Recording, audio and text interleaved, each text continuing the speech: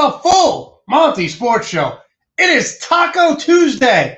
Taco Tuesday, May 25th, 2021. I am your host, Monte Perez, a.k.a. The Sports Whisperer. You can follow me on social media, on Twitter, MonteJP231, on Facebook, Monte Perez, and on Instagram. I'm not really that good on Instagram. I spend most of my time, excuse me, getting all choked up about it, on Twitter. But you can follow me on Instagram as well, Monte Perez, too. I want to thank everyone who watches tuning in across the country. We are trending number 3 on YouTube. Trending number 3 on YouTube. And people tell me, Monte, what does that mean? I don't understand the inner workings of the interweb. Okay, what that means is when you type in sports shows, not all the time. Sometimes we're 9, sometimes we're 10, sometimes we're 7, but we have reached as high, as you can see right here, as 3rd, 4th, and 5th when you type in sports shows. So we are rocking it. I want to thank everyone for tuning in. Keep the comments coming. We have the best guests all across the country, and this week is no exception. We're having the Nuts and Bolts Sports Crew join us again to talk NBA. We're going to break down the NBA East. We're going to break down the NBA West. I'm going to talk trash about the Atlanta Hawks and the Milwaukee Bucks because obviously I was very, very opinionated about those two teams winning. I'm a Knicks fan, but the Hawks, as we saw in the opening night, what an impressive victory. And we'll get to all of that, and we'll get to all your comments. But first, let's start the show with the good, the bad, and the ugly. This portion of the good, the bad, and the ugly, like we do every week, is brought to you by BeamOrganics.com. Beam creates the highest quality of functional supplements for better balance, performance, recovery, and sleep. We all need to, I'm the worst sleeper in the world. Go to BeamOrganics.com and check it out. Again, that is BeamOrganics.com and check it out. All right, so let's get to the good, the bad, and the ugly. And let's start with the good. Look, Shaquille O'Neal Foundation, Reebok, and Souls for Souls teamed up for the celebration this week.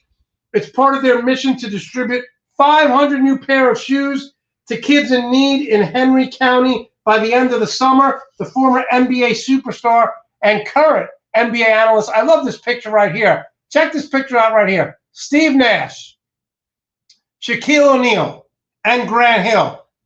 2 announcers for TNT. Steve Nash now coaching the Brooklyn Nets. I love this picture here. But getting back to the former superstar and analyst now, O'Neal helped the kids celebrate making it through the pandemic challenge last year. And then he said it's all about the kids. You know, one thing about Shaq, he's always given back. The group Souls to Souls say they've been able to distribute over 61 million pairs of shoes in 129 counties over the past 15 years. That is a great job by Shaquille O'Neal, giving kids all across the country and in Atlanta, sneakers and all across the country. Great job by Shaq. Way to give back. Amazing job. Now, to the bad. The NFL is undertaking a review after offensive line coach Eugene Chung, a team official, told that he was not the right minority to be a head coach. They said he was not the right minority to be the head coach. This is absolutely disgusting. First of all, I hate the term minority because minority means that you're less than, right? We should get rid of the term minority, okay? I don't like that. But Roger Goodell, get off your $45 million a year making ass and do something. All you have to do is interview Eugene Chung, and you have to ask him what team did this, and the team that did it, they need to be fined millions of dollars. They need to lose a draft pick. We cannot tolerate racism. It's so much racism in America right now. It's almost like over the last 4 years, we've been taken back to Mississippi in the 1950s. I'm tired of this BS. Roger Goodell, again, get off your ass and do something. Whoever said this, that he is the wrong minority, needs to be fired immediately. That team should lose a draft pick, and they should be fined millions and millions of dollars. We cannot have this. We cannot tolerate it. It should not be stood for. forget about society and sports as well. So that's the good, the bad, and I wish we had really ugly, because we're going to racism. We're going to player Dominique Wilkins said a Buckhead restaurant denied him a table because of his race. The former Hawks great, here's a picture of Dominique throwing it down. Throwing it down. The former Hawks great and current broadcaster shared the image of Le Boubec, which is located in the shop's Buckhead on Saturday, saying he had never felt prejudiced at a restaurant until he was at this restaurant. In my many years in the world, I've eaten some of the greatest restaurants all over the world, but never felt prejudiced and being turned away because of the color of my skin, and that happened today. The former Hall of with pants and a dress shirt. While critics online reviews of the restaurant claiming people were turned away that day, a lot of people went online and they said that they've heard that this restaurant has done this before to African Americans and Hispanics. African American and Hispanic. And that is the good, the bad, and the ugly. And yeah, I get fired up with this because there are certain things I do not tolerate.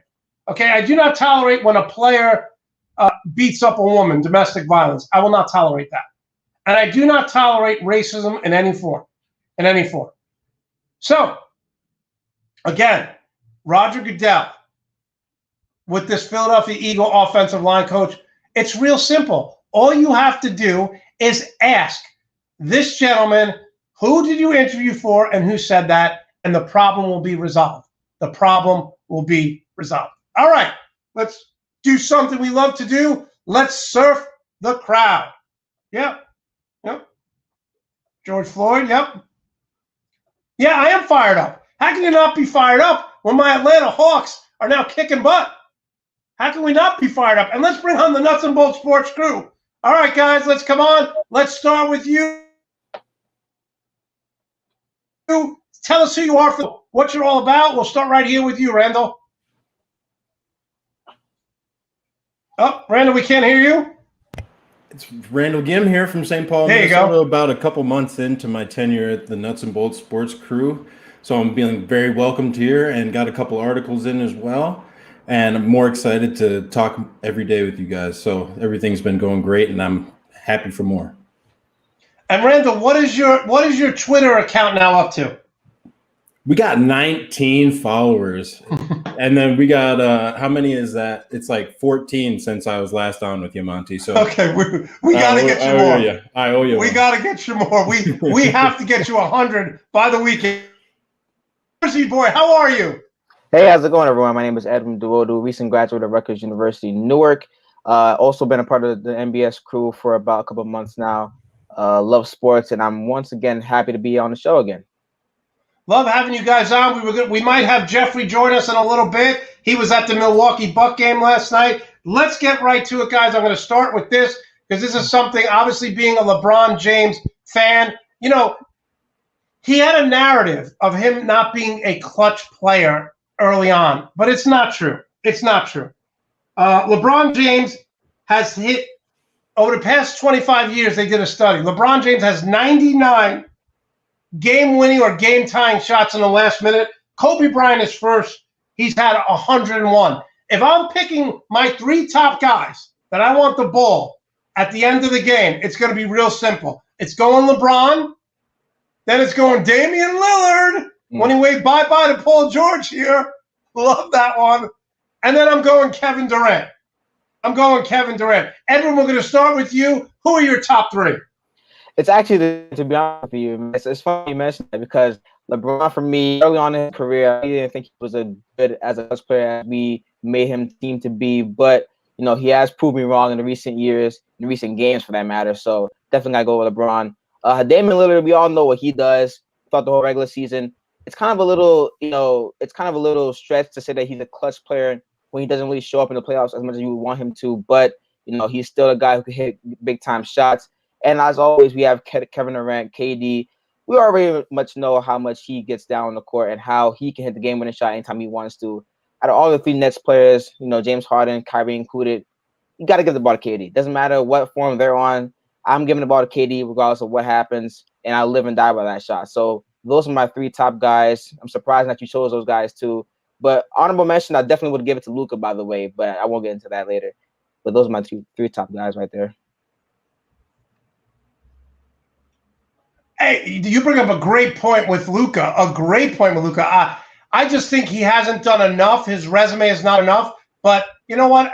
As young as he is, he definitely proves that he could be in that conversation. Big shout out to Rutgers here. And Randall, look at this. Randall with the bamboo on the radiant, old school. They like that. All right. Who are your top 3? Who are you picking? You got to go with Kevin Durant. His form is unguardable from anywhere on the floor. You can get an outstretched hand in his face. You could probably even poke him in the eye and he'd still make it. And then going off of those parameters, I definitely got to go with Dirk Nowitzki. Dirk Nowitzki also has an unguardable shot where he can get it out of the post. He can get it off a scramble. And whenever he's up, getting off that one leg, he can just find his form no matter which direction he's falling.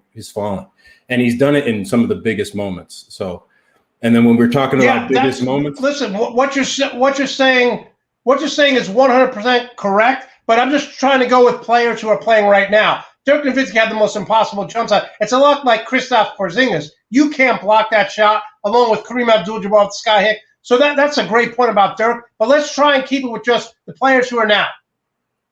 Then you got to go with Damian Lillard as well. He's fantastic, and he knows where he's capable of and knows how to show up in those big moments. He's very even-keeled, and he's done it before, and he knows what to expect, and he doesn't even celebrate to the fullest like some others would that haven't done that before. He's been there before. He can do it again, and it's unguardable. It's funny you bring that up because we're going to bring on Jeffrey right now, but neither one of you guys have brought up Devin Booker, and neither one of you guys, and I didn't either, brought up Kawhi Leonard. Ooh. So let's bring on Jeffrey right now. Jeffrey, congratulations on the impressive win. We'll get to that in a little bit with the Milwaukee Bucks. You were at the game. Give us your top 3 of active players who you want shooting in the clutch. I got in order. And don't say Chris Middleton. Yeah. Well, you already took away my number 3. Well, okay, not really put me on the spot. I'll go with Kevin Durant, LeBron, and Luka. Wow. So none of us here picked Steph Curry at all. None of us picked Devin Booker. And I'm interested. We'll go back to you, Randall. How come you didn't pick Kawhi in this list?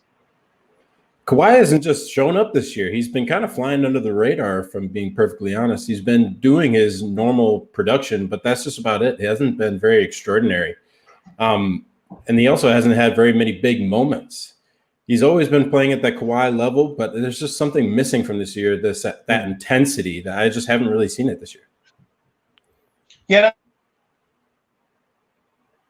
that's a good point. And just so you guys know, I know you guys are free, but you guys are kind of new to the show. I always get picked on. Monte is still going through the fluorescent shirt. I wore a bright orange shirt. I have this one. So I'm always getting made fun of. And yes, when we mention LeBron, we have our bingo drinking card game. So when we mention LeBron James, everyone feel free. It's happy hour somewhere. Take the shot. He's one of our most popular talk about moments. Jeffrey, growing up, we had Pat Riley, right? I had Chuck Daly. I had Phil Jackson. I had Greg Popovich. But you look at it now, there's not really that many elite coaches like there were. I mean, these guys were Hall of Famers. Chuck Daly, Pat Riley, Greg Popovich. I'm sure I'm missing, I'm not going back to the Red Auerbach day, and I wasn't alive during that time. But if you had to pick one coach for Game 7, and I'm not taking Greg Popovich, and here's why. For the same reason why, I don't know if I take Bill Belichick now. Bill Belichick was 36 and like 48 before Tom Brady took over. They were terrible this year. Greg Popovich hasn't been able to do anything since Kawhi left, Duncan retired. So if you're taking one coach now for Game 7, Jeffrey, who are you taking? Rick Carlisle. That's a nice pick of the Dallas Mavericks. And tell us why. Here's why.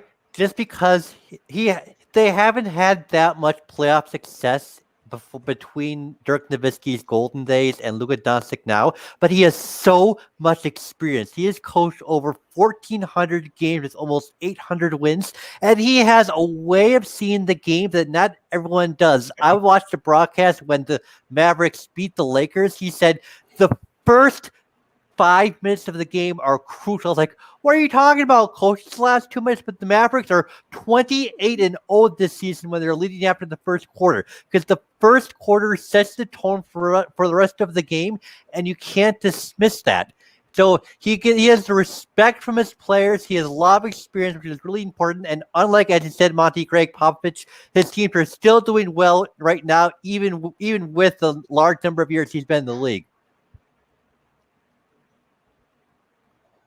By the way, I'm going to give you a round of applause because when we talk about the Mavericks, I was going to give that stat that they're 28-0 when leading after the first quarter, but you beat me to it. Tremendous job by you. Thank you. Okay, who's up next? Who are you taking as your Game 7 coach? Edwin. So I'm actually going to be a little biased here. I'm going to go with Eric Spoelstra, and here's why. Yeah, it's kind of a hard move to choose, but Eric Spoelstra, for me, he's been in the game multiple times, right? You go back to the series against the Hornets a couple years ago. Go back to the Raptors series. When he had LeBron and D Wade, it was the Pacers and the Celtics. Eric Spoelstra, for me, has been in these battle-tested environments. Game 7, everything's on the line, and he has more times than not proven that he's able to make the game adjustments, which I really do like about his coaching style. He's able to see what's the problem inside of the game and make that adjustment towards the Game 7, or it may be in halftime, whatever case may be. For me, Eric Spoelstra, he's a guy that knows how to, play a team, whether it be going with man-to-man defense or with a zone. That could prove very pivotal in a Game 7 or in a moment of the final seconds of a Game 7. So for me, Eric Spoelstra will do the job. He'll get the job done. So I'm definitely going with Eric Spoelstra. I'm not an Eric Spoelstra fan, and here's why. Up until last year, before and after LeBron, he never got past the second round. I know people love him. I'm not a huge fan, but I know a lot of people who would agree with you, including Joe, because he loves Eric. All right, Randall, close us out. Who are you taking? I'm taking Michael Malone of the Denver Nuggets. Wow, really? Wow. Yep, they won 2 of them last year, and I don't see why he couldn't win more. His in-game adjustments and post-game adjustments are some of the best in the league, and they're highly top tier. And he knows how to identify players that can make an impact that you wouldn't normally expect. People like Monte Morris or, even Gary Harris. Gary Harris hasn't been relatively quiet since he got traded. And, he makes these sound adjustments, and he's very blunt and a good leader at that. So his team are able to buy in, and they'll be able to ride with him, and he can galvanize those troops better than I would think like a Brad Stevens. He's a very monotone guy, but Michael Malone will get in your face and tell you what you need to do to get the job done. Listen, you guys all make compelling arguments. I think me and Jeffrey are gonna be simpatico all night long, agreeing with certain things. I'm gonna go with the coach from Dallas. I just think that Rick Carlisle. Listen, one of the things I love about Rick Carlisle is that you don't see anymore coaches staying with teams 10, 15 years that only have one title. Mark Cuban loves this guy. The players always buy in. It's his way. It goes along the same thing with Pat Riley and Eric Spoelstra. When you have that leadership who backs you no matter what, Eric Spoelstra's not getting fired, right? Greg Popovich is never getting fired. And I think the same thing with Rick Carlisle. He will stop coaching when he decides it. So I agree with that. But great topics and great picks by you guys. All right, let's get right to it. The Sixers and the Wizards. We don't have to spend a lot of time with this series. But one of the things that concerned me going in here, and we'll start with you first, Edwin, is that the Sixers are last in transition defense, and the Wizards want to play up tempo. I got to assume the Wizards take 1 or 2 games here, or are you saying this is a 4-game sweep? I actually will say it's a 4-game sweep, and it all depends on Embiid for me, because it was evident in the first game where he got into foul trouble early. The Wizards were able to play at their pace, and they got up to a double-digit lead at one point, I believe. Pushed that lead up into the halftime point, but once Embiid came back, he started making a couple of shots, brought his team back into the game slowly, and as we all knew it, what happened in the end, the Wizards ended up capitulating. They lost their pace, lost their offense, and it was pretty much game close right there. So as long as Embiid plays at that peak, that pace that the Sixers like to play at, then I think they'll be fine throughout the whole series. But as far as that, it all depends on the decision making of Westbrook and how he can be able to facilitate throughout the game. If he doesn't make the right decisions for me, then I think the Wizards will have no chance at all with the game. But for Embiid and Ben Simmons, the pace that they have to play at is what's crucial for them winning this series. And I think that they're doing that so far. Okay, Jeffrey, can I make the argument here that you cannot win a title with Tobias Harris as your number 2 scoring option? Am I wrong, or can they win a title with him as their number 2? Well, Monty, my motto in life is anything is possible, but some things are just more likely than others. That's all. Okay, all right. So, right. yes, the Sixers can win the title. Any of the 16 teams left could win the title. But you're right, the Sixers, they're more of a defensive-oriented team now under Doc Rivers a little bit more. Other than Embiid and Simmons, who both did pretty well in Game 1, they don't have that much scoring talent, but they have enough to beat Washington, and unless Game 2 goes the other way, I really don't think they'll have too much of a problem with it. Yeah, Tobias Harris was lights out. I think he had 37. Randall, are the Sixers the deepest team in the East? I would have to say so. Alex Len and Daniel Gafford can't handle Embiid and Howard. No, yeah. They're too big, they're too strong, and then they're going to be exerting all that energy down low. And then when it's time to set some screens for Beal and Westbrook, they're probably not going to be able to get them open. And they need that heroic game to be able to beat this team. So I don't really see it happening, but I do see the possibility of those guys getting some heroics going for at least one game. So I'm going to go with 5. Yeah, I agree with you. I think Washington may win Game 3. But listen, like I said, I've been saying for weeks, when Embiid goes to the bench, normally you take out a dominant post player and you back him up with a guy who really can't do much. Dwight Howard's going to get you 8 rebounds, 8 points in 14 minutes and 2 blocks. He's going to get like 4 or 5 fouls. Dwight Howard is the perfect backup. It's power and power nonstop. Okay, so we all agree 4 or 5 games. All right, Jeffrey, this is your chance to shine. You were at the game yesterday. The Milwaukee Bucks routed the Miami Heat. But here's what I'm going to say. You have got to, at the end of games, I look at Giannis, and he's a much better all-around player than Russell Westbrook.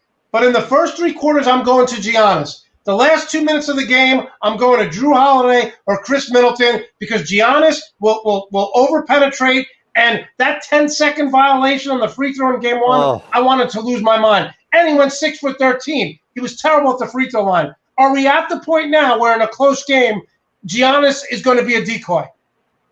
I hate to say it, but yes, especially because of the free throw shooting. We saw earlier this year, if he improved somewhat at the end of the season, when he drove to the basket. Well, sometimes if there's no one in the way, he'll just go all the way there and it's layup. You can't stop that. But if teams can get in the way in time, they would hack him in Simmons' line. At this point, as we saw against the Heat, the Bucks were only up 1. Giannis had the ball. He was dribbling down the corner, and he follows him in purpose. He didn't pass it. Giannis, what are you doing? You've only hit half your free throws. You just missed 2 on a 10-second call, and you're not going to pass. He hits 1 out of 2, and Jimmy Butler goes down and hits the layup. Giannis. He is developing and improving, but doesn't quite have that killer mentality yet.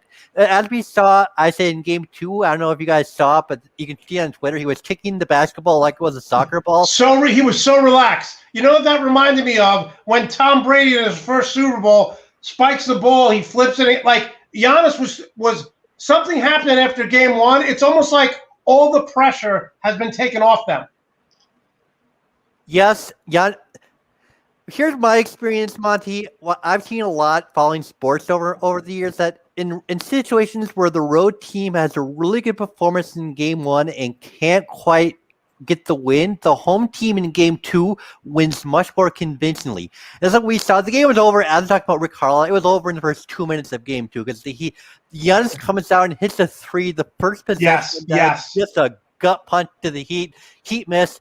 Bucks hit another 3. Bucks did 2. Already it's 8-0, and he just spiraled downhill. Jimmy Butler, the leader of the team, he cannot take control of the game.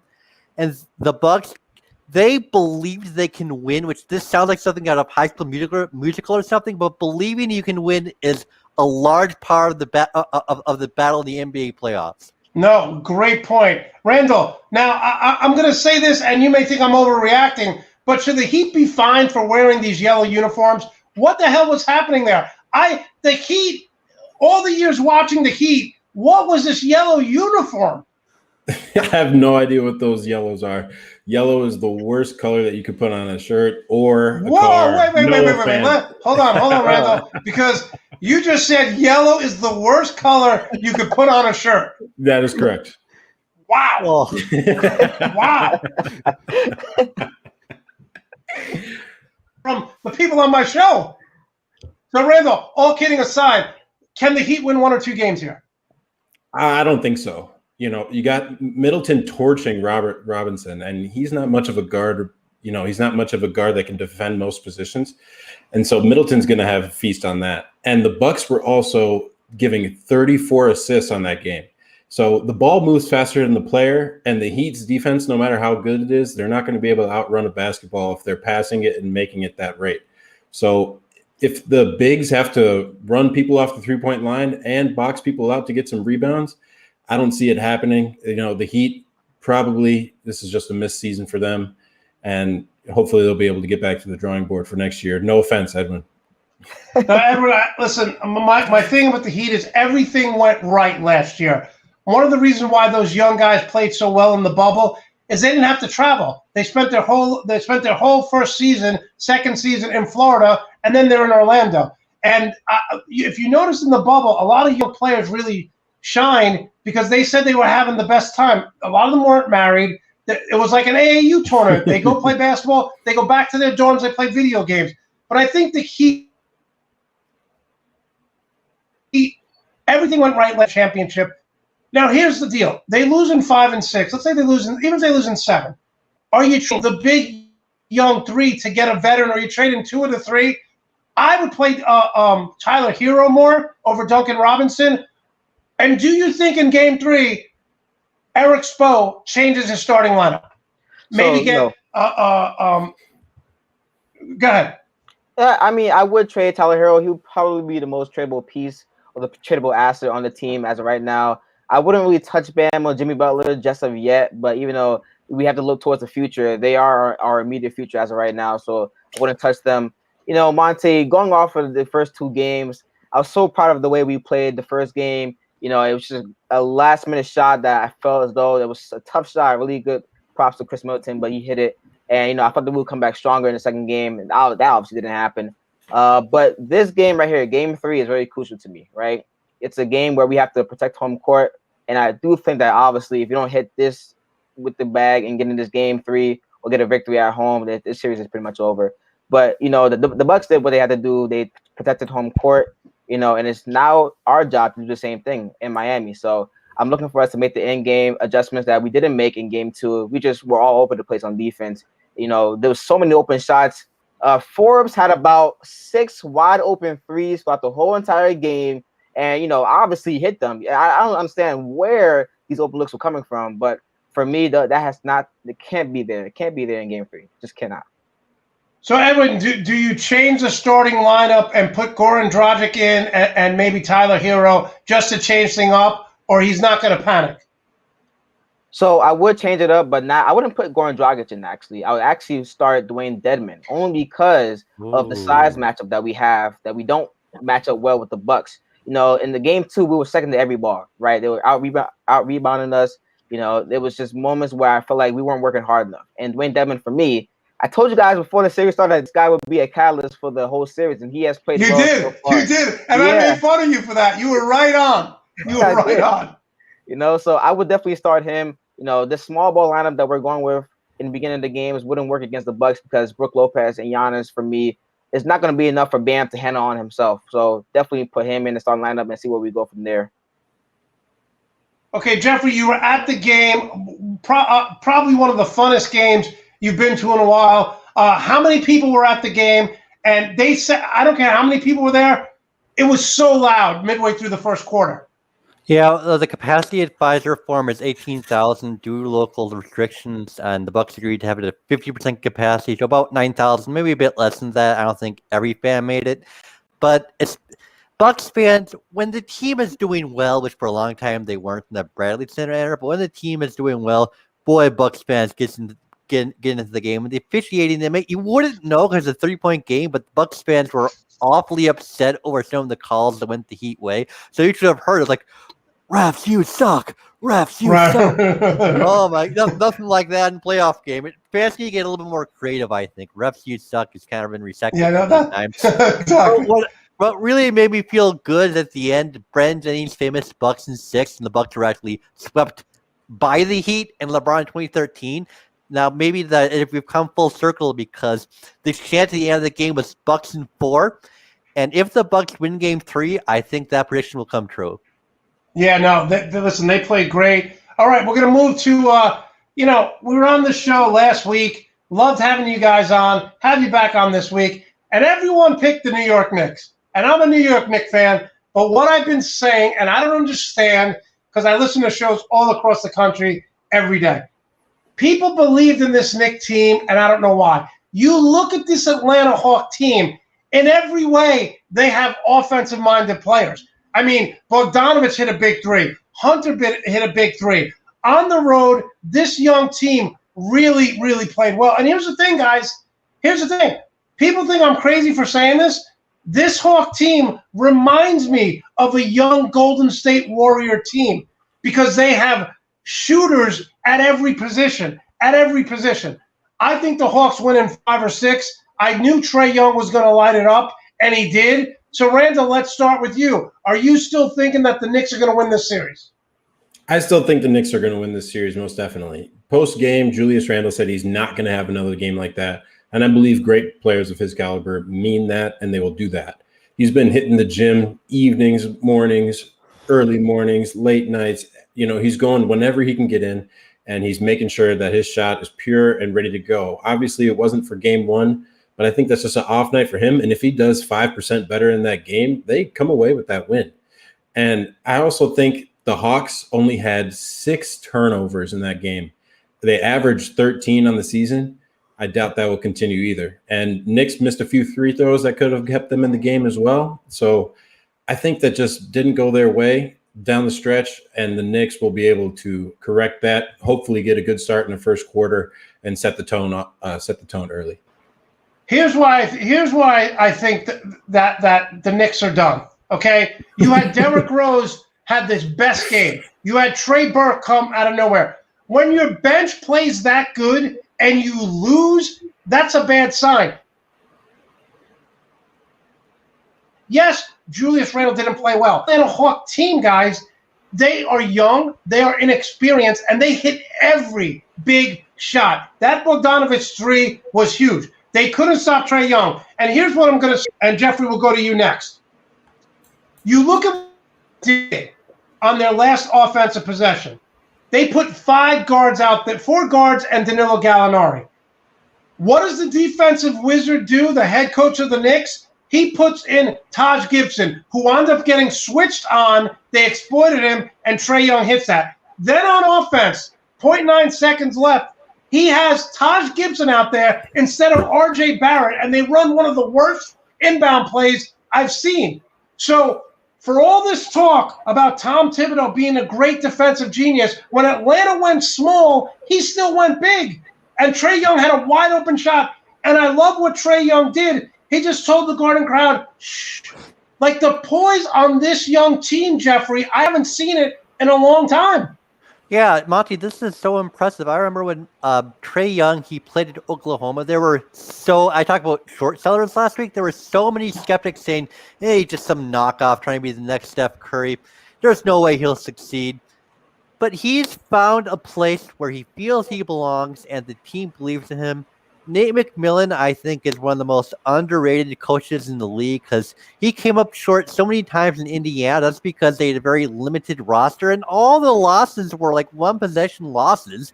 And they were playing the teams like the Cavs as the one seed every year. It's not like Indiana had an amazingly talented team. But I would hesitate to say that the Hawks are going to run away from the series because it's one game and it was a 2-point game. Let's not forget, the team that wins game one wins the series 72% of the time, but 30% isn't anything to sneeze at either. Thibs he's been around a long time. He is a limited coach. I agree. As we saw misusing players in Minnesota and Chicago, but he does have a lot of experience, as we saw when they played the Bucks in the playoffs. He can make adjustments as the series goes on. So if Derrick Rose can get his head in the game and make sure that the younger talents coalesces around him, I can see the Knicks win the series. But at this point, I wouldn't even make a guess because we have such a long way to go before it's over, and we'll have to see how vociferous that Hawks fan base is because they don't have a lot of experience seeing playoff games the last couple of years. No, that's what's so impressive about the Hawks win. They go into the Garden. Right. That Garden atmosphere was absolutely electric. The fans, you have the celebrities there. It was amazing. And I'm a Knicks fan, and I'm enjoying this, and I'm watching the game with my brother, and I'm like, they're going up and down, and I even tweeted out, I'm like, this is fool's gold for the Knicks. I'll give you an example. My last year coaching, we finished third in the country in scoring. We averaged 101 points a game. And we play teams who average 70 points a game, 72 points a game. At halftime, we'd be down 66-60, and we'd be laughing. We're like, they average 70 points a game. This ain't going to work. And in the second half, we blow them out. The Knicks had fool's gold because Trey Burke's hitting shots. R.J. Barrett's running the floor. You have guys quickly hitting threes. But that's not their strength. Trey Burke's not going to score 25 every night. Derrick Rose is not going to score that. The Atlanta Hawks get you into a sense of false confidence because they want to get up and shoot the three. And the Knicks can't beat them that way, Randall. Edwin, the Knicks can't beat them that way. They can't beat them in a high-tempo game. They can, but, it's all about pacing, and the same thing that I'll say for the 76ers, I'll say for the Knicks as well, too. They must play at their pace, and I'm still very confident about the Knicks in this series as well, too. I'm going to side with Randall here and say that, they played well, they played hard, and that's pretty much a testament that they've been doing the whole season, which is why they were so into the game. Alex Burks, he had his best game of his career probably, but the real reason why I feel as though the Knicks have an advantage in this series was because Julius Randle didn't play well. Randle, he shot terribly from the field. It was probably his worst game. There was some early nervousness early in the beginning of the game. So for me, you knew that Atlanta Hawks would come into this game with much more talent, but I feel as though that even though Tom Thibodeau made some questionable calls and questionable adjustments in the game, especially towards the end of the fourth quarter, if he finds a way to contain Trae Young like he didn't do in the first game, then I do think that the Knicks will have a chance at winning the series, only because he just lived on that floater. Like, that floater throughout the whole entire game was just bread and butter for him, right? But if they find a way to neutralize that, then I think they'll be fine. All right, Jared Milligan, I coached him in college. He can confirm we'd be down by 7-8 points. At halftime, we'd be like, it's over. They can't keep up the pace. The Knicks cannot play that game. They need to slow it down. I don't think they're going to, because I think Julius Randle, Derrick Rose, as much as Tom Thibodeau wants to limit them and guys like Burke, and they want to get up and down and run, it may be fine during the regular season to call a play and walk the ball up. But if the Knicks are getting up and down, Atlanta's going to beat them in 5. I am so confident in this Atlanta Hawk team. You guys, even though they won, all three of you still disagree with me. Yes. If they get Nerlens Noel back, they're going to be much more convincing in these wins. Either he's a force down there in the middle, and people aren't going to want to go drive at him, and they're not going to want. He can switch out into smaller players as well. So we need that day to day, and we need to figure out if he's coming back tomorrow or not. All right, Jeffrey, let's close out with this. We're not really going to get much into Celtics Nets because, let's face it, the Nets are blowing them out right now. They're going to win in 4 or 5. But, Jeffrey, on paper, would you agree that on paper it's not even close, the offensive weapons that Atlanta has compared to the Knicks? So why does everyone believe in the Knicks? Well, Monty, you're making just a tremendous argument, but sometimes people just get this fixation on a logo or an image of a team and just cloud out everything. I'm serious. It just clouds out everything else. Right. And the Knicks are the Knicks and the Hawks are the Hawks. And there's just not much more to it than that. But Monty, all your reasoning makes sense. I'm just hesitant to call the series. As I said, after one game, though, just a 2-point game, things can change really quickly in the NBA playoffs. That's why it's so much better than college. It's best 4 out of 7. The best team wins. There can't be some fluke shot that decides the game. I just trust Thibs a lot more than McMillan. I think the Knicks have a better, more well-rounded mixture of veterans and young players. I think Trae Young, this being his first trip to the playoffs, he will have his moment. I'm not convinced that this is quite it. Even the Warriors you alluded to earlier, they didn't do quite so well in the Mark Jackson era. It's not until Steph and they lost to the Clippers. Yeah, they lost to the Clippers in 7. Yeah. Listen, thank you, Jeffrey, for bringing up a good point. Not like Joe Cardoza, who I brought up a point one time. He goes, I have no facts, but you're wrong. So at least you gave us some good points, Jeffrey. I appreciate that. You guys hang tough. We'll talk with the Nuts and Bolts Sports Crew. When we come back, we're going to break down the Western Conference playoffs. You're watching the full Monte Sports Show live on YouTube.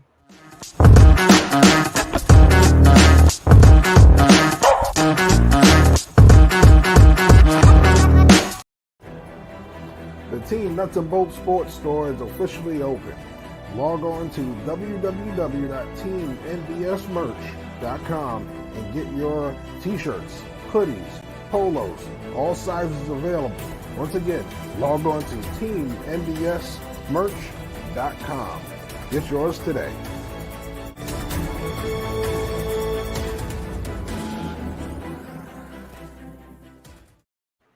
All right, guys, what we want you to do is we want you to subscribe to the Nuts and Bolts YouTube channel and definitely give us a thumbs up if you like the show.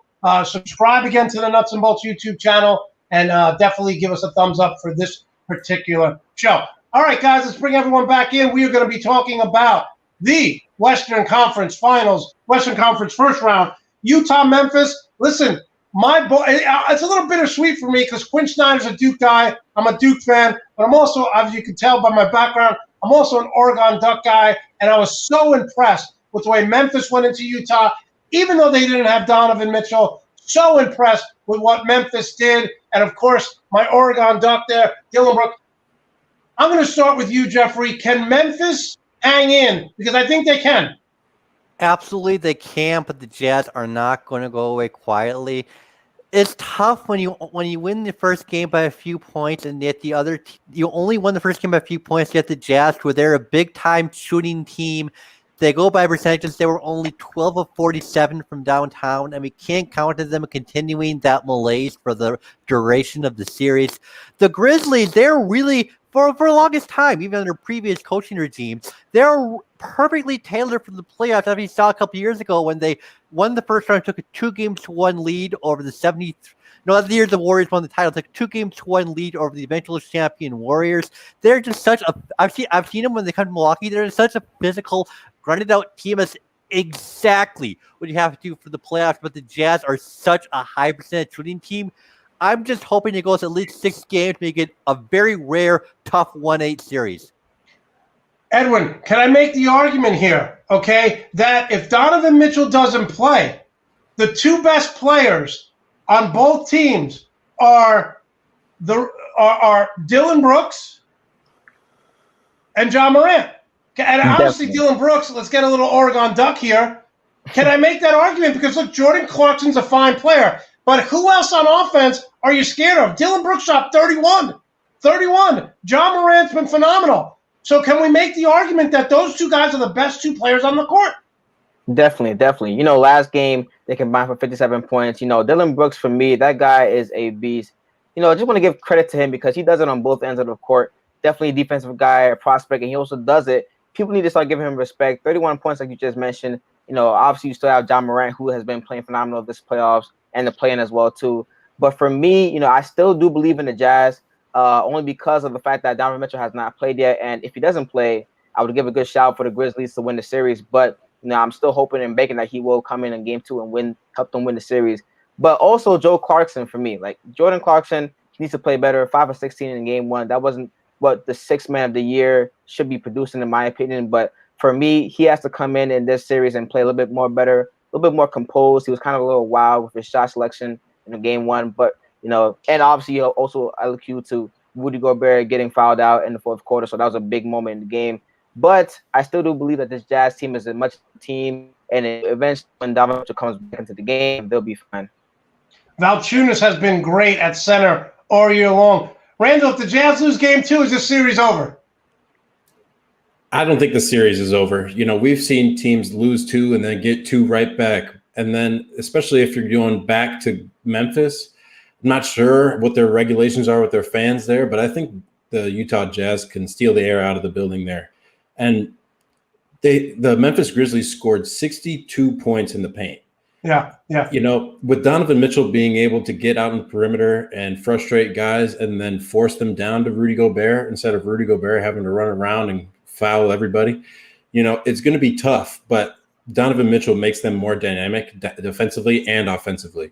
When their 3-pointers aren't falling and they don't have Donovan Mitchell to create some offense for them, it's very bad. And when Dylan Brooks is guarding up Jordan Clarkson as their only option for playmaking, it's really tough because Dylan Brooks is a fantastic defensive player, as we saw. And, to put this point to bed, the Grizzlies only made 7 3-pointers to Utah's 12. The Utah just relied on the 3 more, and they died by the 3. Memphis was able to get into the paint, get past their guards, and score over their bigs, especially with Rudy Gobert in foul trouble. So if they have a bad game like that where it all falls apart in game 2, the Grizzlies are going to go in with a lot of confidence, but I think the Utah Jazz will be able to come back. Randall, you're making great points, but I still can't get over the fact that you said wearing a yellow shirt is probably the worst thing you could do in public or private. So, everything you're saying is right on the money, but in the back of my head, I keep hearing that. Jeffrey, let's close out with this. And I don't want to be too harsh, but is Mike Conley one of the worst free agent signings over the last 5 years? Well, the Grizzlies are one of those teams that I would say yes, but I would give the Grizzlies a little bit of the benefit of the doubt and not cast a whole pile of judgments over the team, because Memphis, like Milwaukee was for a long time, they're not the kind of place you're going to get the big free agent sign. There's no way a LeBron or an AD is going to come to Memphis or Milwaukee. So Memphis kind of had to take a chance. Oh, we're talking about Conley? Yeah, we're talking about Conley going to Utah. Oh, duh. Is that the worst deal? He's making $26 million a year. He didn't even start halfway through. He was lost last year in their lineup. I look at Mike Conley and I'm like, this guy is a role player. Yeah. I'm not very familiar with Conley. I'm sorry. He for those who aren't familiar, he signed this big deal. Utah thought he was going to be the missing link, the missing piece, and he's coming off the bench like he can't start. He says he's never felt comfortable in the offense. I don't know how that's possible because Quinn Snyder runs that San Antonio constant motion offense, move, pass, give up a good shot for a great shot. I think Memphis has a legitimate chance to pull off the upset, even though they are an 8 seed. All right, let's talk about this game. Look, Phoenix, I knew this game was over through the first quarter. The Lakers, when Anthony Davis has 11 points going into the fourth quarter, I don't care who you're playing, it's not going to be a good night. Devin Booker, and let me just say this, Monte Williams had this team so prepared, because when they were double-teaming Booker, they had someone flash to the foul line, they had a 2-on-1, a 3-on-2 opportunity in the half court. Monte Williams did a tremendous job. So we'll start with you, Edwin. How do the Lakers come back for this? Are you worried? They lost last year, Game 1 to Portland and Game 1 to Houston. But I got to tell you, this is not the same Laker team. Last year's Laker team clicked from the beginning. This team has not been clicking. I'm definitely worried for the Lakers. And, the biggest reason for their loss for me would be AD and the way he performed in that Game 1. But like you just said before, this is not the same Lakers team. And those teams that they lost to in the Game 1, when you look at the Rockets, they're totally different from the Phoenix Suns right now. Totally different. They have better players, Phoenix Suns do, and have a better center. Hey, small ball line wouldn't work for as long as they would. But now you have a team that's hungry, that's young. You just mentioned how they were so organized. Jay Crowder, Mikal Bridges flashing at the foul line to get easy buckets. If you have DeAndre Ayton outplaying AD, when he attempts 11 shots and makes Cannot have that. He's young. He has no playoff experience, and now he's coming into this game 2 thinking that he could be the man in the paint, When AD has all this playoff experience, I'm not sure how he bounces back, but he needs to bounce back. But Devin Booker, for me, I did say this before, and I'll say it again. I love the way he's been playing. I love the way that he has a chip on his shoulder. He has the best performance in the Suns uniform in a long time, 34 points. So, I do expect them to continue that continued offense because they're going to need it for them to win the series. But Chris Paul, even though he's injured, he still has value on the court, and we saw that in the fourth quarter. Brandon, one of the things I love about watching these playoffs is for the casual fan, you get to see a Trae Young. You get to see a Luka Doncic, and now you get to see Devin Booker. Tell the fans how good this guy really is, because most fans, they know of him, but they don't know how special this kid is.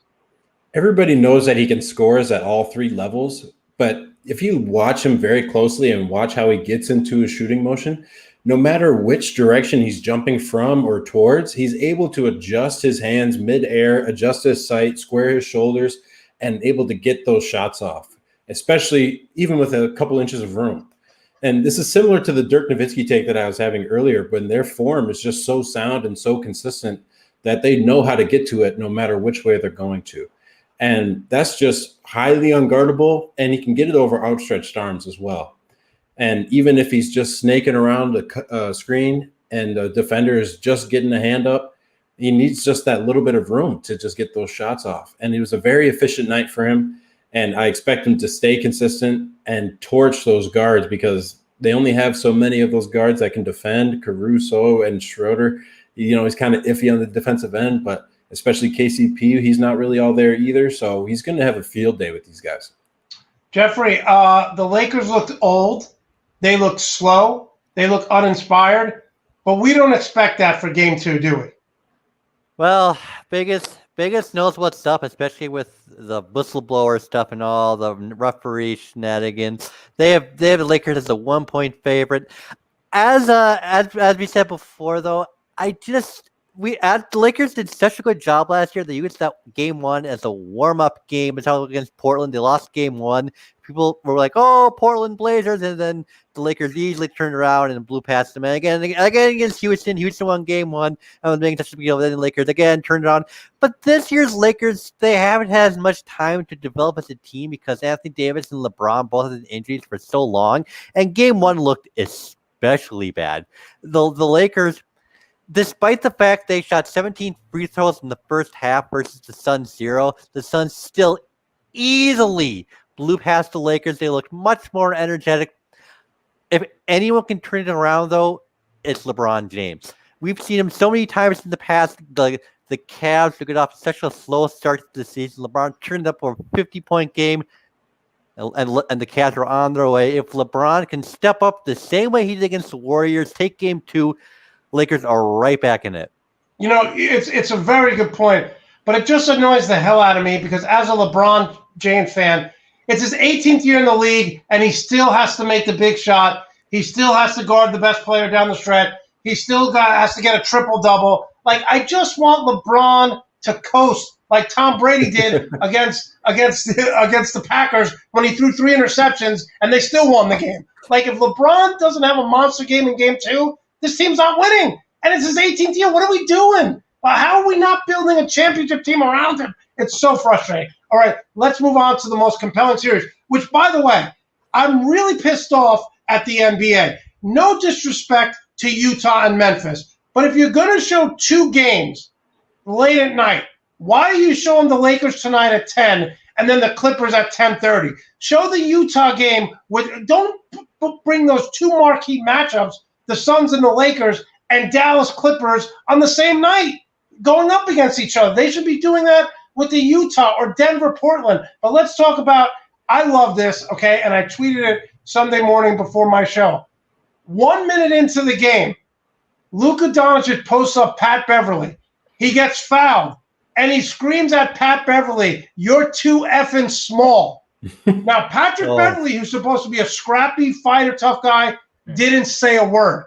And what does this say to me? This says to me that after getting physically abused last year, that Luka Doncic and this entire Dallas Maverick team, who everyone says they're soft, they're not soft. They have no fear of the LA Clippers. Randall, will start with you. Dallas is one of the worst defensive teams in the league, but yet the last 2 minutes of the game, they got stopped. They hit big shots with Luka. I think the Clippers have no identity, and they're in trouble. That just comes – it's a product of Rajon Rondo not being able to galvanize these guys, and there not being a secondary voice beyond him to tell everybody what's up. You know, you got Tyronn Lue there, and I don't think he's the best leader in the world. He's a pretty good X's and O's guy, but you need somebody to motivate these guys. And, you know, I will say that upsetting the basketball gods does not help you in any case. Yeah. You know, tanking those last 2 games of the season and to try to pick your matchup, I think that was a terrible move by the Clippers, and they got what they wanted, and here they are. The Mavericks are torching them. And Kawhi Leonard and Paul George shot 40 shots of their total 83 or something like that and only made 17 of them. You know, they got to be more effective with that basketball. They got to put it in the right person's hands at the right time. They can't be stagnant because you got these guards that can defend and shoot the 3 on the other end. You know, it's very pitiful of the Clippers, and it's honestly, you know, it's not out of character for them. Jeffrey, where do they go from here? Because I got to be honest with you, I'm watching that game, and Rondo misses 1 or 2 free throws. Paul George misses 1 and 2. Kawhi Leonard misses the front end of a free throw, all within the last 3 minutes. You brought in Rondo because you thought he'd provide some leadership, but I got to be honest with you, Jeffrey, there's no leadership on this team. It doesn't come from the head coach. Kawhi doesn't speak. He's like a mute. So what are they going to do in the last 2 minutes of this game? Because they lost the first game, and if they're losing tonight, they don't handle pressure well.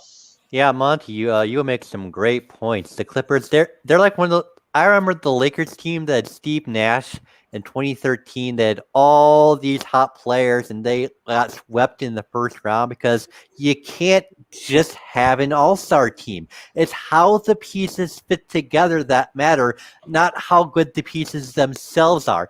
Also, Ty Lue, he was the perfect coach for Cleveland in 2016.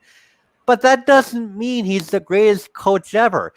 Randall, he took the words literally right out of my mouth. You don't lose 2 games on purpose to get a better matchup because you're going to lose all your momentum.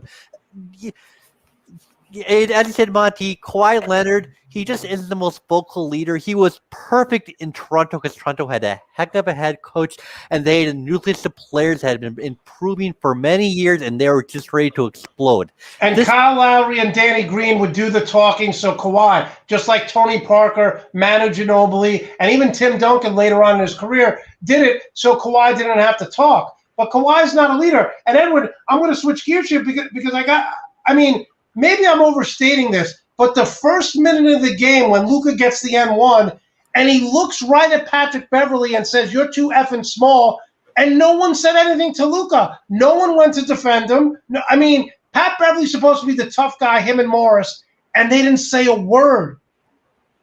That's exactly what happened. You know, that play to me would define the whole series on how, you know, it's going to pretty much go for the Mavericks. For me, Luka will be able to carry this team. He needs a little bit of help, though, but we'll get to that a little bit later. For me, though, the Clippers, very disappointing for them. Very disappointing. You know, you have all this talent. All we're saying this so far is that they're an all-star team that doesn't know how to play together, and they're a terrible fourth-quarter team. And, Monte, you mentioned this before. Why didn't we think about even mentioning Kawhi Leonard and being one of our top 3 guys for clutchness? You know, if he can't hit in the fourth quarter, then why should he be considered? You know, great point. Back into last season, he wasn't even the best player in the Mavericks series. Luka was the best player. You know, go over to the next series, Nikola Jokic was the best player. And now this series again is Luka Doncic being the best player so far. These guys need to find a way to be better in the fourth quarter against that terrible Mavericks defense who was 19th in the regular season.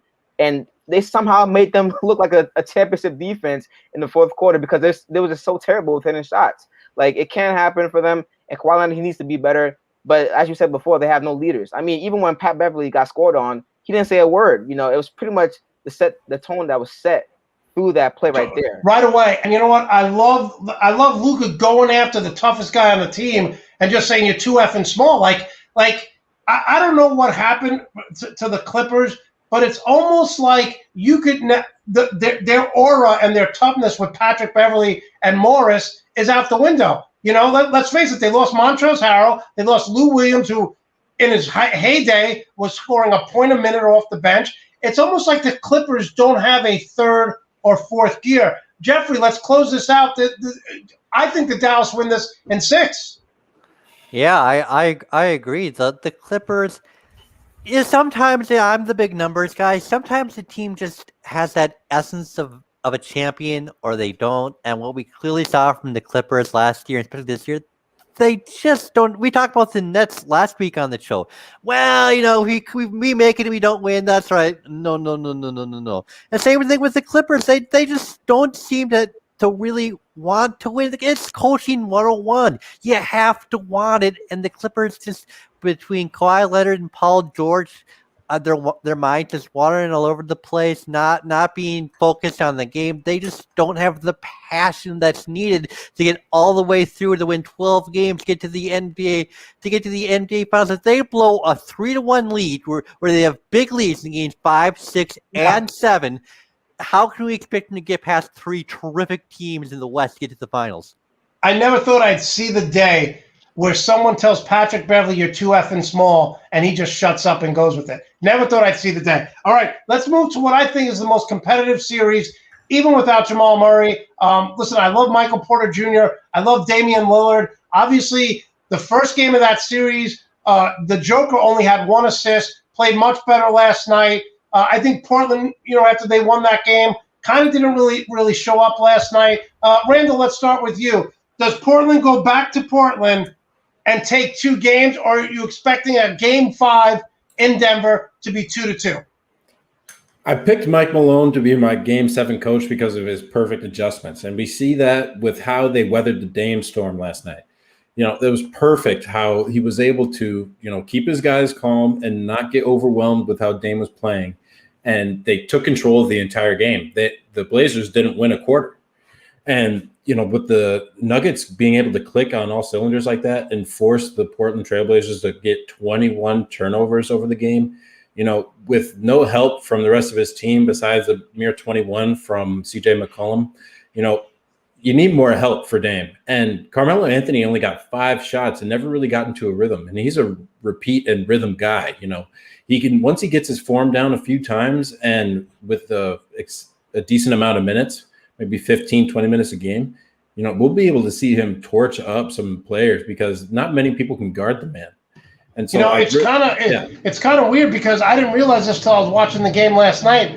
Carmelo Anthony has never won a game coming back to Denver. So it's one of 2 things. He's extremely nervous, or he's going out to the clubs, meeting up with his exes, and he's staying out all night. Because, just think about that. He got traded from the Lakers, from the Denver Nuggets in the early 2000s. He's never won in Denver until the first game of the series. Edwin, let's go to you here. I love CJ McCollum. I love Damian Lillard.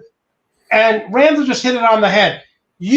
For so long, the Portland Trailblazers haven't had a 6'7", 6'8" dominant wing player. Covington's a nice player, but they don't have the swing guy. I heard someone say today that if Paul George is available, he'd be a perfect fit there.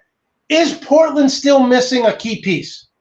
I do think that they are, and Carmelo Anthony, for me, he's still being able to give him what's left in the tank, but he's not the long-term option, obviously. So I do think that there's still a guy for taking them to a long, deep playoff run. For me, it'll be kind of tough for them to win the series unless Dame continues to score, the same score that he has the past 2 games. And obviously, you see how the offense of the Nuggets and how they're able to do better in the second game as compared to the first game. 4 players in double digits. You see how that offense was able to click more often because they were making more shots as compared to the first game. But for me, the Portland Trail Blazers, they need a guy who can come off the bench and score. They hoped for that in Rodney Hood a couple years ago. Didn't really work out. But now it's time for them to look for a guy who can come off the bench and score and give much needed spacing for the floor. Now, Jeffrey, I'll say this. If Jamal Murray was healthy, with the way Michael Porter is playing, with the addition of Aaron Gordon, I would say that the Denver Nuggets had the best chance to upset the Lakers if the Lakers get there. But I'm looking at this team now, and I still think they're a score short. Do either of these teams, Portland or Denver, make it to the NBA Western Conference Finals? So the Nuggets would play the winner of the 2-7, which is Lakers Suns. Now I took a lot of heat by taking the Suns last week. Let me tell Yes, you. you did. Yes, you did. And my brother reminded me and said, "Hey, remember Jeffrey took the Suns?" And I said, "If the Suns make it, I'll be the first one to congratulate him." Yeah, so I look like a fool, but don't worry, I get a congratulations. So listen, at least I got that right. But jokes aside, I can definitely see Denver beating the Suns, or I think Lakers are even going to make the semifinals at this point. But I can see the Nuggets beating the Suns because they're the Jazz. The Jazz lost game one. At this point, I have no idea what's going to go on in the Western Conference. The Western Conference, as long as I've been following basketball, has been so much better than the Eastern Conference. From 1 all the way down to 6, 7, 8. There's so much talent. Portland, I'm concerned about because they did not. I don't have the exact number, but they did not have a good record this season. It's the 5 teams ahead of them. Yes, yeah. And so Damian Lillard, I hate to use the word "but" when it comes to a player as talented as Damian Lillard could butt until a shutdown word. He can't do it all by himself. We saw that last season. In the seeding games, he was absolute dynamite. Holy cow, he was scoring 40 points a game. But when they had to play an extremely talented Lakers team, they barely won game one, and that was it. And Denver, with the Joker, who is going to be the MVP this year, presumably, they have, as Randall said, they got Michael Malone, who was a limited number of years coaching, but he proved himself last year with two 3-1 comebacks. He knows how to motivate his team to not give up in the playoffs when inevitably they're trailing. I can definitely see the Nuggets making the conference finals. Will they make it to the NBA finals? I'm not so sure because I'm still very high in the Jazz. I love how strong of a shooting team they are. I think that is the secret, not so much the secret anymore. That is the key to winning today in the NBA playoffs. But I think the Nuggets, even without Murray, they're going to be a tough out for anybody. Yeah, no. Listen, I'm not high on the Jazz. I'm not high on the Sun. We disagree there. But we love having you guys on. If you guys want, we'll do this again every Tuesday for the NBA playoffs because I love having you guys on, and I love the back and forth that we have. Randall, let's start with you. You're only up to 19 follows. We got to get you more. How can we follow and support you? Follow me at Gim Randall. That's GIMMRANDALL. It's not Grimm. It's not the Grimm brothers. I'm not writing poetry. I'm writing facts, and I'm writing good content. So please tune in. All right. We love having you on, and we'll see you next week. Enjoy the game. Really appreciate you taking the time out. Much appreciated, gentlemen. Have a good night. Take care. All right, Edwin, you're up. How can we follow and support you? Edwin, let's get you up here. There you go. Sounds good. You guys can follow me on Twitter at TheRealEddie03. That is EDDIE03. That's my Twitter handle. And this is my Instagram handle over here, King Jalov. I'll be writing more articles for NBS coming soon. So make sure you stay tuned for that. And hopefully, we can continue on with the interaction online with sports and banter, whatever the case may be. I'm here for it. And I'm glad to be on the show. Listen, love having New Jersey boys on the show. So really appreciate you. We'll see you next week. Sounds good. Thanks so much. All right, closing the show with the champion he is. Jeffrey, just talk to the fans right now because I know over the past few years, the Milwaukee Bucks had super high expectations and they fell short. Now the expectations, not from me, because there are 2 teams that I've really, since the second half of the season, I've loved. The Hawks, as we mentioned, and I thought Drew Holiday and adding PJ Tucker made this team tougher. Talk about how it's a different feel as a Buck fans this year than the last 2 years. Oh, Monte, it's a totally different feel. So the Bucks fans, they seem to have I hate to say it, but kind of jaded with the success they've had in the first 2 years of the Mike Budenholzer era. They won 60 games the first year. They could have won 70 the second year had it not been for the coronavirus shutdown. And the Bucks fans were getting so full of themselves isn't the right word, but they were getting really confident. And then they couldn't quite beat Toronto. And then they just did not have the same energy in the bubble. But this year's Bucks team they're not direct. The numbers are not the same. They only have the 3rd best record in the conference, but they play smarter, not harder, smarter, and that's more important. I was talking to my friend who went to the game with yesterday. sometimes you have to lose in order to learn. That's what the Bucks didn't do the first 2 years of the Budenholzer era. There was blowing teams out left and right, destroying everybody. But when they faced adversity, they just shut down. When Toronto won Toronto won game 3 just barely. When Toronto won game 4, that was it. Because the Bucks didn't know how to turn around the adversity and start to win. But we saw the opposite so far this year against the Heat. Game 1, the Bucks, because of the 10-second call and Giannis's free throw struggles, allowing Jimmy Butler, who had really struggled, to hit the game-tying layup. They almost got knocked out right then there at Game 1. Game 2, the Bucks came ready to play, punch Miami. I think this series is over in 5. Brooklyn's going to be really tough, but the Bucks have a great chance. And I just think right now you could run a high screen and roll with Drew Holiday. I'm confident in him hitting the shot. I'm confident in Chris Middleton hitting the shot. Giannis does not have to. They don't have to go to Giannis like they've done in the years past for the last 5 minutes of the game. Get him the ball every time. They don't have to do that. And obviously, did you stay to the end of the game and just enjoy the victory? Monte, I never leave a playoff game early. These tickets they're not cheap and they're hard to come by. Why would you want to leave early? Right. Yeah, no, I agree with you. All right, Jeffrey, how can we follow and support you? And again, we'll do this next week because the fans love having you on. Yes, well, be sure to follow all our friends, Edwin, Randall. How's right only have 19 followers? Come on, I don't know. Come on. Follow Monte. You can follow me at Jeffrey Newhome. It's just my name. Follow Nuts and Bolts SP. I tweet out my articles and the other articles from my teammates at my blog. But most of all, please follow Nuts and Bolts SP on Twitter. It's a great meme, news, and very friendly account. We got some great social media managers to run it. They do a great job. All of us on Twitter, we are out there ready to promote our content. Nuts and Bolts. It's just one of the friendliest and most passionate sports websites you're going to find out there on the internet. So please do follow all of our work.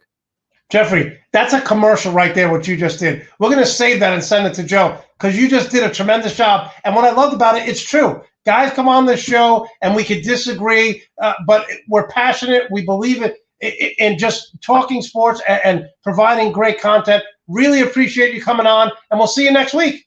Yeah, thanks, Monte. Thanks for having me on. All right, take care. I love that kid. I really love Jeffrey. I love him. He's phenomenal. He's funny, super passionate, super knowledgeable. Listen, I want to thank all of you. Remember, like this show, tell a friend, tell a family member. Definitely subscribe to the Nuts and Bolts YouTube channel. We are going to be back Sunday. Have a tremendous show. Sunday at 11 a.m. Eastern, we'll be talking football. We'll be talking basketball. And in the immortal words of Llewellyn Moss, I shall return. Carla Jean.